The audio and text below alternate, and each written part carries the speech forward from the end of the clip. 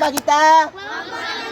Anak yang Syiralun proses belajar mengajar atau PMB pada tahun ajaran baru untuk SD dan SMP di Kota Loksmawe dimulai pada Senin hari ini.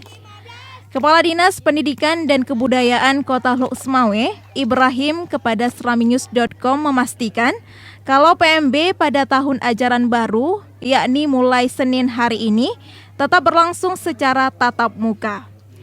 Namun karena pandemi COVID-19 ada syarat yang baru diterapkan setiap sekolah, yakni jumlah pelajar untuk satu ruangan berkurang 50% dari jumlah di masa normal. Dalam sepekan, setiap murid hanya bersekolah 3 hari. Jam belajar dipersingkat. Untuk jadwal belajar tidak boleh lewat dari pukul 12 waktu Indonesia Barat. Hari pertama proses belajar mengajar di tahun ajaran 2021-2022 kelihatannya di Kota Loksmawe masih berlangsung secara tatap muka. Apakah ada aturan khusus yang berlaku selama proses pembelajaran tatap muka di Kota Loksmawe saat ini? Ya, siap. Jadi sebagaimana kita ketahui bahwa pada hari ini Senin tanggal 12 Juli 2021 merupakan adalah proses pembelajaran tahun ajaran baru ya 2001, 2021 dan 2022.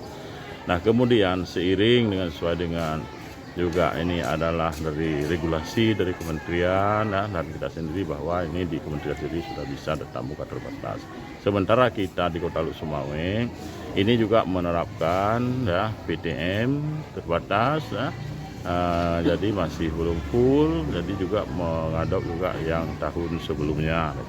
Jadi untuk ini kita sudah mengeluarkan surat edaran kepada pihak-pihak sekolah, satuan pendidikan mulai jenjang TK PAUD, SD, SMP, bahwa dalam PTM terbatas ini, ya BBM terbatas ini, jadi sekolah-sekolah harus memang benar-benar ini mengikuti dan menerapkan protokol kesehatan secara ketat. Jadi ada kelihatan satu lokal bahwa anak-anak semuanya sedang makan di dalam lokal. Apakah ada larangan pembukaan kantin sehingga anak-anak harus membawa bekal di rumah atau gimana, Pak? Iya, benar sekali. Jadi sebagaimana juga itu tertuang di dalam surat kita bahwa untuk sementara kantin-kantin di sekolah belum dibenarkan untuk buka. Inilah untuk menjaga proses kesehatan.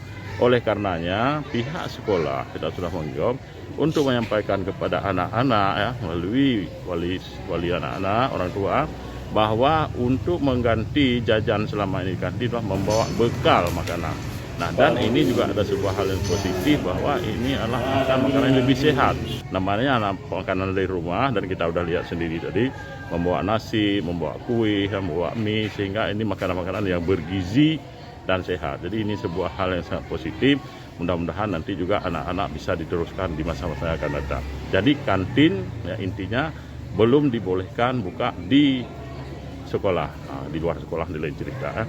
Jadi makanya kita himbau orang tua ini benar-benar memperhatikan, membekali anak-anak, jangan sampai lupa orang tua membekali anak-anak. Itu yang dari Loksmawe, Saiful Bahri, Serambi On TV.